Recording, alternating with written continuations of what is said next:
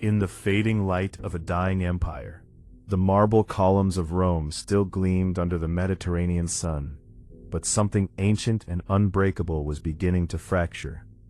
This was not the dramatic fall of legends told in schoolbooks, but a slow, inexorable unraveling that separated one age of humanity from another. Civilizations do not vanish overnight. They linger between two eras, caught in the twilight where the old world clings desperately to its rituals, while the new one stirs in the shadows. The story of Rome's collapse is the archetype of such transitions, a haunting mirror for every society that has ever believed its foundations eternal. As the 5th century dawned, the Eternal City stood as the heart of a vast dominion stretching from the misty isles of Britain to the sands of North Africa, its aqueducts carrying life-giving water for millions, and its legions enforcing an order that had endured for centuries. Yet beneath the surface of imperial grandeur, the ground was shifting, and few could sense the approaching rupture that would redefine human civilization for 1,000 years. Life in the late Roman Empire pulsed with a deceptive rhythm of continuity. In the bustling forums of Constantinople and Ravenna, merchants haggled over spices from the east, senators debated laws in echoing halls adorned with mosaics of victorious emperors, and farmers tended olive groves and wheat fields under the watchful gaze of local officials.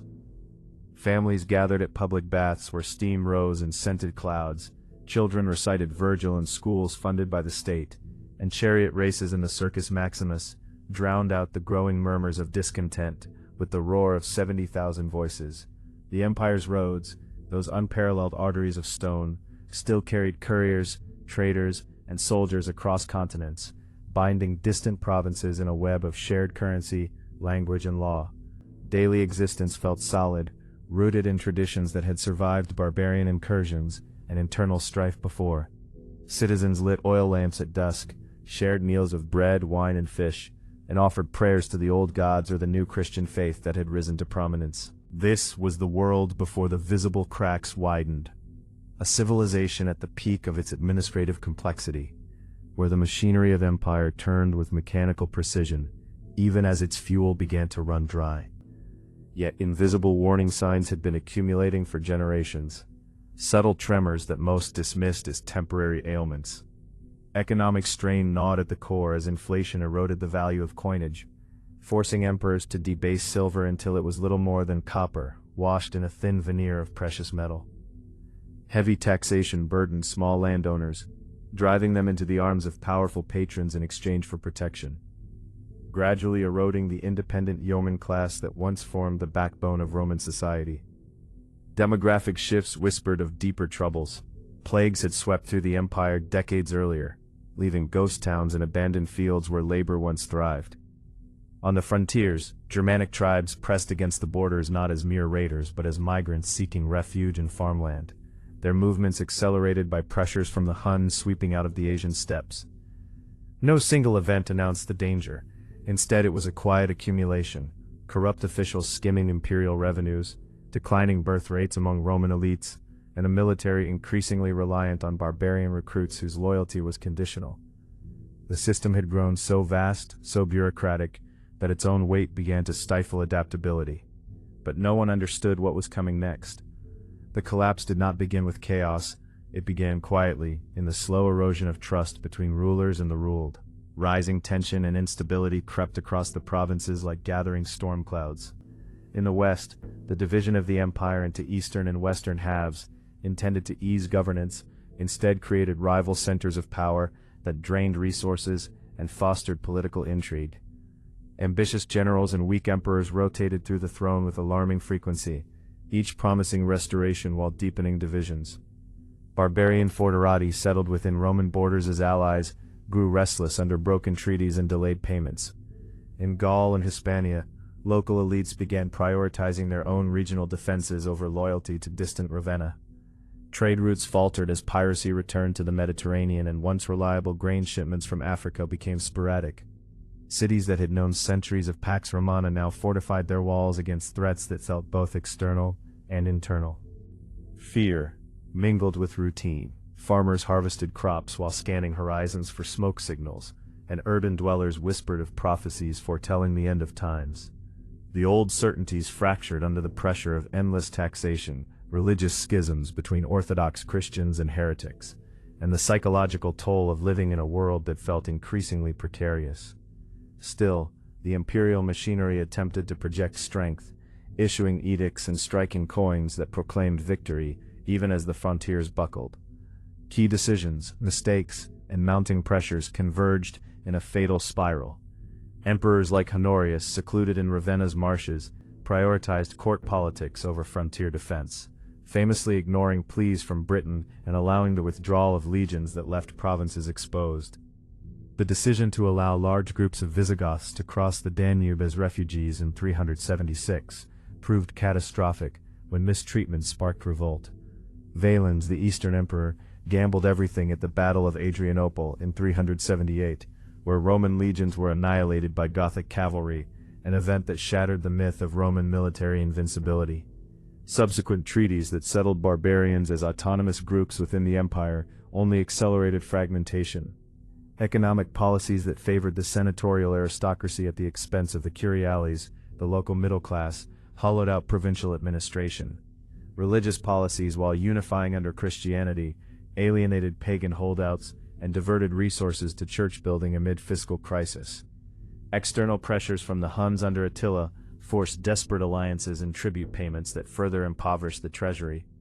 These were not isolated errors, but the accumulated weight of a system stretched beyond its limits, where short-term survival tactics undermined long-term cohesion.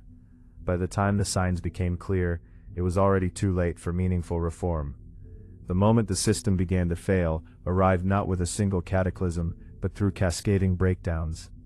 In 410, the Visigoths under Alaric, after years of negotiation and betrayal, sacked Rome itself, the first time in 800 years an enemy had breached the Eternal City's defenses. The psychological shock reverberated across the Mediterranean world. Pagans blamed the abandonment of old gods, while Christians saw divine judgment. Provinces began to slip away as central authority evaporated. In Britain, Roman administration collapsed entirely by the early 5th century, leaving towns to decay and villas to be reclaimed by wilderness. Coinage ceased in many regions, signaling the breakdown of long-distance trade. Aqueducts fell into disrepair, baths emptied, and forums grew silent. The Western Empire's final emperors became puppets of barbarian generals like Odoacer, who in 476 deposed Romulus Augustulus, traditionally marking the end of Roman rule in the West. Yet this was less a dramatic conquest than the quiet acknowledgement of a reality long in place. The imperial structure had become a hollow shell, unable to collect taxes, field armies, or maintain infrastructure.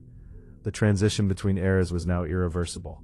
Human consequences and social breakdown followed swiftly in the wake of political failure. Entire populations faced displacement, famine, and violence as local warlords carved out fiefdoms from the ruins. Urban life contracted dramatically. Cities that once housed tens of thousands shrank to fortified hilltop settlements of a few hundred. Trade collapsed, leading to localized barter economies and a return to subsistence farming. Literacy rates plummeted outside monastic enclaves as the complex bureaucracy that demanded educated scribes dissolved. Slavery and colony systems evolved into new forms of dependency that foreshadowed medieval serfdom. Families were torn apart by raids, disease, and migration. In the countryside, banditry flourished in the power vacuum, while in remaining cities, hunger drove desperate measures. The loss of Roman law's protections left many vulnerable to arbitrary rule by stronger neighbors. Yet amid the hardship, new hybrid cultures began to emerge. Roman administrative knowledge blending with Germanic customs, Christianity providing a fragile thread of continuity. The human cost was immense.